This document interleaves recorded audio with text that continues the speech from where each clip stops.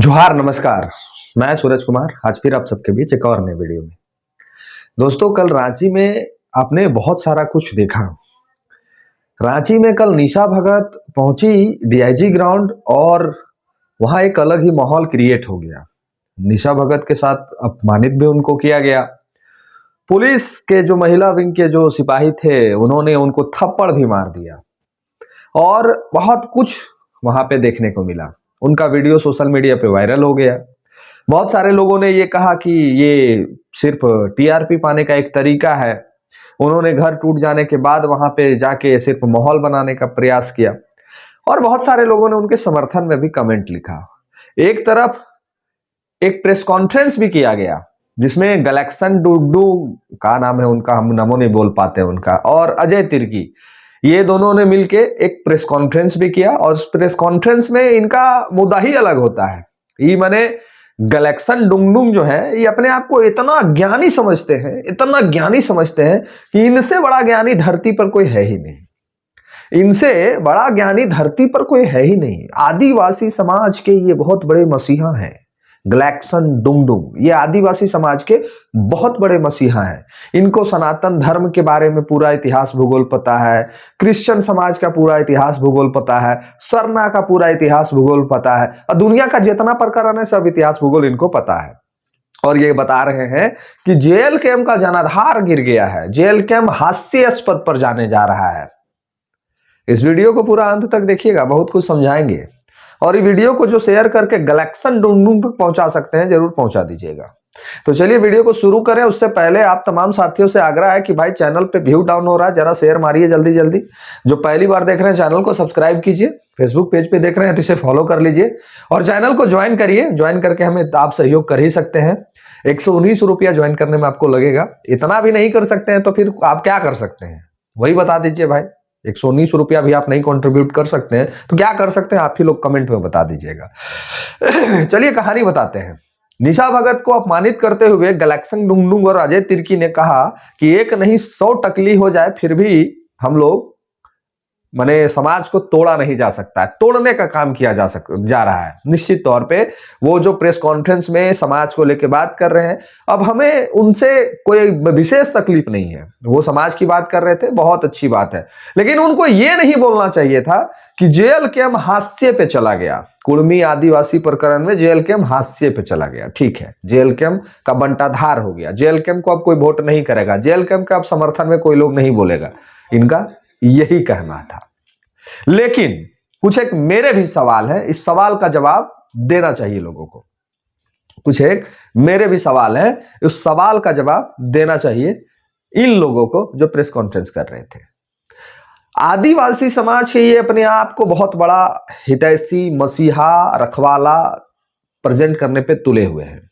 इनका कहना है कि सरना धर्म को मानने वाले, सरना तो धर्म ही नहीं है, ईसाई धर्म को मानने वाले वो सारे आदिवासी और सरना धर्म को मानने वाले, सरना तो ही नहीं, प्राकृतिक पूजक जो है वो दोनों एक ही हैं, किसी में कोई अंतर नहीं है। हमें कहीं किंतु परंतु नहीं, हम इस बात की पुष्टि पहले भी किए हैं और हमने इस बात को पहले भी स्वीकारा है कि ईसाई धर्म को जो मानने वाले लोग हैं वो निश्चित तौर पर सरना धर्म से ही ईसाई धर्म को माने हैं। धर्म के आधार पे इन लोगों का आरक्षण नहीं छीना जा सकता, ऐसा मैंने पहले भी कई एक वीडियो में बताया है। इसलिए नहीं किया जा सकता है कि शेड्यूल कास्ट, जो शेड्यूल कास्ट में आते हैं, यानी कि जो शेड्यूल कास्ट में आते हैं, यानी कि रजक हो गया, रविदास हो गया, भूया हो गया, इन तमाम लोगों के लिए संविधान में ये प्रावधान है कि अगर ये लोग अपने धर्म का परिवर्तन करते हैं तो इनका आरक्षण भी समाप्त हो जाएगा। लेकिन ठीक संविधान में जस्ट अपोजिट शेड्यूल ट्राइब के लिए एक नियम बना हुआ है कि उनको धर्म बदलने का पूरा अधिकार है। वो अगर धर्म बदल भी लेते हैं तो भी वो आरक्षण नहीं खत्म, उनका आरक्षण खत्म नहीं किया जा सकता है। यानी कि धर्म, वो किसी भी धर्म को अपना ले, उनका जो खतियान है, केवाला है, उस आधार पे उनको आरक्षण मिलते रहेगा, ऐसा इनका कहना है और ऐसा संविधान में भी लिखा है। तो इसमें हम लोग विशेष कुछ परिवर्तन भी नहीं कर सकते हैं। ठीक उसी प्रकार जिस प्रकार कुड़मी आदिवासी का लड़ाई जो था वो बेबुनियाद, बेवाहियात था कि कुड़मी का विरोध आदिवासी समाज क्यों कर रहा था ये हमें समझ में नहीं आया। ये तो संविधान की बात है, कोर्ट का बात है, कानून का बात है। इसमें ना कुड़मी समाज को हम आरक्षण दे सकते हैं और ना ही कुड़मी समाज का हम आरक्षण छीन सकते हैं। ठीक उसी प्रकार ये जो क्रिश्चियन वर्सेस सरना किया जा रहा है, इसमें भी मामला संविधान और कोर्ट का है। कोर्ट और संविधान में यह स्पष्ट रूप से लिखा हुआ है कि सरना को मानने वाले या आदिवासी जो हैं, और या फिर क्रिश्चियन को मानने वाले, जो कन्वर्टेड आदिवासी जिसको कहते हैं, उनके संविधान में यह स्पष्ट लिखा हुआ है, उनके कॉलम में यह स्पष्ट लिखा हुआ है कि उनको धर्म बदलने का पूरा अधिकार है, लेकिन उसके बावजूद आरक्षण उनसे नहीं छीना जा सकता है। तो इसमें हम ड्रामा करके, विशेष ड्रामा अगर हम करेंगे भी तो कुछ हासिल होने नहीं जा रहा है। लेकिन इसमें एक प्रश्नवाचक चिन्ह जरूर लगता है। जब उनको अपने धर्म को छोड़ने के लिए आजादी दी गई है, तो वो जो लोग भी धर्म को छोड़ रहे हैं, क्यों छोड़ रहे हैं? पहले जो प्राकृतिक पूजक हैं उनको इस विषय पे सोचना चाहिए कि आखिर हमारे धर्म में प्राकृतिक जो पूजते हैं, जो सरना स्थल को पूजते हैं, वो सारे लोग इस धर्म को छोड़ के ईसाई धर्म की ओर क्यों आकर्षित हो रहे हैं? अपने कमजोरी को पहले इनको पकड़ना होगा, अपने कमजोरी पे काबू पाना होगा कि आखिर मेरे धर्म के जो पुजारी है या फिर जो पहान है वो क्या नहीं कर पा रहे हैं जो ईसाई धर्म वाले लोगों को साथ किया जा रहा है। तो आपको दो चीजें देखने को मिलेगी। पहली चीज ये देखने को मिलेगी कि जो ईसाई धर्म को मानने वाले जो आदिवासी समाज के लोग हैं वो समृद्ध हो गए हैं, एजुकेटेड हो गए हैं, पढ़ लिख रहे हैं, रोजगार पा रहे हैं और बेहतर जिंदगी जी रहे हैं। ठीक वही आप जब प्राकृतिक पूजक जिसको कहते हैं, जो सरना धर्म को मानने वाले लोग हैं, ये सारे जो लोग हैं ये आज भी उस जमाने में जी रहे हैं, 1970 ईस्वी वाला जमाना है। तो निश्चित तौर पे जब उनका धर्म परिवर्तन हो रहा है तो भाई उनको बहुत सारी सुविधाएं दी जा रही है, शिक्षा दिया जा रहा है, नौकरी दिया जा रहा है, अन्य माध्यम से भी उसको सपोर्ट किया जा रहा है। तो स्वाभाविक है कि लोग अपने आप को कन्वर्ट करेंगे, लोग अपने आप को दूसरे धर्म की ओर आकर्षित करेंगे। तो पहले जो सरना धर्म को मानने वाले लोग हैं उनको तो इस विषय पे काम करना होगा। आपके लिए तो कोई संविधान में अधिकार ही नहीं है, तो फिर हम और आप हल्ला करके भी विशेष कुछ परिवर्तन नहीं कर सकते हैं। लेकिन ग्लैक्सन डुंगडुंग साहब जो कहते हैं और कहनी और कथनी में इनका बहुत अंतर दिखता है। ये कह रहे हैं कि जेएलके हास्य पे चला गया। पहले उनको सुन लीजिए, थोड़ा सा एक क्लिप हम आपको सुनाना चाहेंगे कि ये क्या कह रहे हैं, जरा सुन लीजिए। जेएलके सुसाइड कर लिया इस बार, वो खुद को जो है कि महतो पार्टी और महतो नेता इन लोगों ने घोषित कर दिया, गलत दिशा लेके, गलत रणनीति के तहत। तो इसकी वजह से उनको बहुत ज़्यादा तकलीफ पहुंची, राजनीतिक रूप से वो हाशिए पर जा रहे हैं। अब ये किस आधार पे कह रहे हैं कि जेएलके हाशिए पे चला गया? एक बात समझना चाहिए ग्लैक्सन डुंगडुंग जी को कि हमें किसी भी समाज का, हमें किसी भी धर्म का, हमें किसी भी जाति का विशेष नेता और विशेष उन पे टिप्पणी और चर्चा नहीं करना चाहिए, किसी पार्टी पे टिप्पणी और चर्चा नहीं करना चाहिए।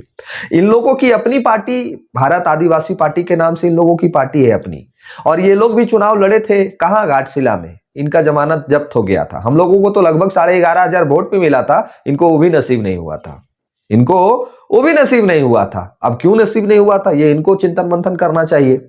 ये लोग कह रहे हैं कि कुर्मी आदिवासी प्रकरण में फायदा जेएमएम और कांग्रेस को पहुंचा, तो ये काम अब बीजेपी देख नहीं सकती, और बीजेपी आरएसएस जो है वो ईसाई और अब आदिवासी को लड़ाना चाहती है। महोदय, आप लोग भी कोई कसर थोड़ी छोड़ रहे हैं, आप लोग भी कोई कसर नहीं छोड़ रहे हैं। आप लोग भी तो रोज रोज जो प्राकृतिक पूजक हैं, जो सरना धर्म को मानने वाले लोग हैं, आप लोग भी तो रोज उस पर टिप्पणी कर रहे हैं। आप लोग भी तो कहां मर्यादा में रहते हैं। ये अजय तिर्की जो है वो निशा भगत को टकला टक्या, वो आदिवासी नहीं है? जो प्रकृतिक को मान रहे हैं, जो प्रकृतिक को पूज रहे हैं, क्या वो आदिवासी नहीं है? सिर्फ वही आप ही लोग आदिवासी के ठेकेदार हो गए हैं। हमको आप ये स्पष्ट पहले करिए कि जो सरना धर्म को मानते हैं, जो अपने आप को प्राकृतिक पूजक मानते हैं, क्या वो आदिवासी आज के समय में है या नहीं है?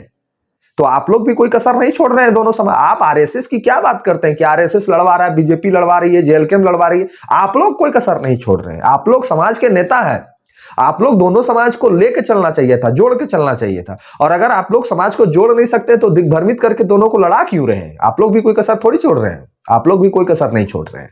तो पहले तो आपको यह स्पष्टीकरण देना चाहिए कि नहीं, क्या सरना धर्म प्राकृतिक पूजने वाले लोग भी आदिवासी हैं इस झारखंड में कि नहीं है? कि सिर्फ जो ईसाई धर्म को मानते हैं वही लोग आदिवासी हैं? तो ये तो आपको भी बताना चाहिए। आपको लोग नेता मानते हैं, समाज का हितैषी मानते हैं, समाज का रखवाला मानते हैं, तो आपको भी ये चीजें क्लियर करनी चाहिए। अब जेएलके हाशिए पे जा रहा है कि नहीं जा रहा है ये हम आपको बता देते हैं। आप किस आधार पे हमें कहें कि जेएलके हाशिए पे चला जा रहा है वो हम आपको थोड़ा सा एग्जाम्पल देते हैं। हमने घाटशिला का चुनाव लड़ा, घाटशिला का चुनाव में हमारा जो पूर्व का वोट था, उस वोट से अगर हमारा वोट कम हो जाता तो हम हाशिए पे चले गए थे, है ना कि नहीं है? वोट घट जाएगा तब हम हाशिए पे चले जाएंगे। लेकिन हमारा तो वोट में लगभग 50% का इजाफा हुआ है, हम लोग 8,000 से 12,000 के करीब पहुंच गए। तो ये हास्य नहीं, इसको बोलते हैं ग्रोथ करना। हम लोग ग्रोथ कर रहे हैं। और जेएल कैंप के ऊपर में कुछ समय के लिए तो आदिवासी समाज के कुछ लड़कों का विश्वास जरूर टूटा था कि नहीं कुर्मी आदिवासी फलना ढकना, लेकिन हम लोग कोई संगठन, कोई जाति, कोई धर्म के नाम पे राजनीति करने नहीं आए हैं। हम लोग आज भी उनके लिए निरंतर आवाज उठा रहे हैं। डीआईजी ग्राउंड का जो मामला है, जो आदिवासी समाज के घरों को तोड़ा जा रहा है, जिस तरह से उनको बेघर किया जा रहा है, कभी इस पे भी प्रेस कॉन्फ्रेंस होना चाहिए था अजय तिर्की और ई भाई साहब का? होना चाहिए था कि नहीं होना चाहिए था? कभी इस पे भी प्रेस कॉन्फ्रेंस होना चाहिए था कि लगभग 12-13 एकड़ डीआईजी यहाँ एजी कोऑपरेटिव सोसाइटी में उनकी जमीनें लूट ली गई हैं, उन पे कभी प्रेस कॉन्फ्रेंस इनका नहीं होता है। रांची में धड़ल्ले से जमीन का लूटा जा रहा है, धड़ल्ले से आदिवासियों को बेघर किया जा रहा है, धड़ल्ले से आदिवासी समाज के ऊपर में अत्याचार किया जा रहा है, उस पर कभी इनका प्रेस कॉन्फ्रेंस नहीं होता है। इनका प्रेस कॉन्फ्रेंस कब होता है? जब ईसाई और सरना करना होता है, जब कुर्मी और आदिवासी करना होता है, जब एक समुदाय को दूसरे समुदाय से लड़ाना होता है, तब इनका प्रेस कॉन्फ्रेंस होता है। चाहे आप सिरमटोली का मामला देख लीजिए। सिरमटोली याद है या भूल गए आप लोग? आदिवासी समाज के ये लोग जो हितैषी बने फिर रहे हैं, सिरमटोली वाला मामला याद है ना? सिरमटोली वाला मामला में यही अजय तिर्की बोला था आदिवासी समाज के बेटियों को कि छाती पे चढ़ के चीर देंगे, बोला था ना, भूल गए? तो ये लोग कैसे किसी समाज के हितैषी हो सकते हैं? और निशा भगत निश्चित तौर पे एक आदिवासी समाज की बेटी है, इसमें कहीं किंतु परंतु नहीं है। निशा भगत को अगर कुर्मी समाज ट्रोल कर रहा है, निशा भगत को अगर कुर्मी समाज गाली दे रहा है, तो कुर्मी समाज गलत है, कुर्मी समाज के लोग गलत हैं। लेकिन वही अजय तिर्की भरे मंचों से, भरे मीडिया में, भरे प्रेस कॉन्फ्रेंस में निशा भगत को अपमानित कर रहा है, टकली जैसे शब्द का प्रयोग कर रहा है, बोल रहा है एक नहीं 100 लड़कियां टकली हो जाए, उससे क्या बनना बिगड़ना है। तो क्या इसमें अपमानित नहीं हो रहा है एक समाज? क्या इसमें आदिवासी समाज की बेटी का अपमान नहीं किया जा रहा है? कहां चले गए वो सारे लोग जो समाज के हितैषी बने फिर रहे थे? कहां चले गए वो सारे नेता जो आपके ऊपर अभद्र भाषा का प्रयोग अगर कुर्मी समाज के कुछ लोग कर रहे थे तो बहुत आपको चिढ़ हो रहा था? अभी तो डंके की चोट पे प्रेस कॉन्फ्रेंस करके उनको अपमानित किया गया। निशा भगत फेम पाने पहुंची थी वहां डीआईजी ग्राउंड, नाम कमाने पहुंची थी। तो जिनको जिनको लगता है कि निशा भगत ड्रामा कर रही थी, जिनको जिनको ये लग रहा है कि निशा भगत ड्रामा कर रही थी, जरा काम करके देख लीजिए, एक बार सूत के देख लीजिए, पता चल जाएगा औकात की क्या होता है। तो हम कहते हैं कि आप समाज को विभाजन करने का प्रयास मत करिए।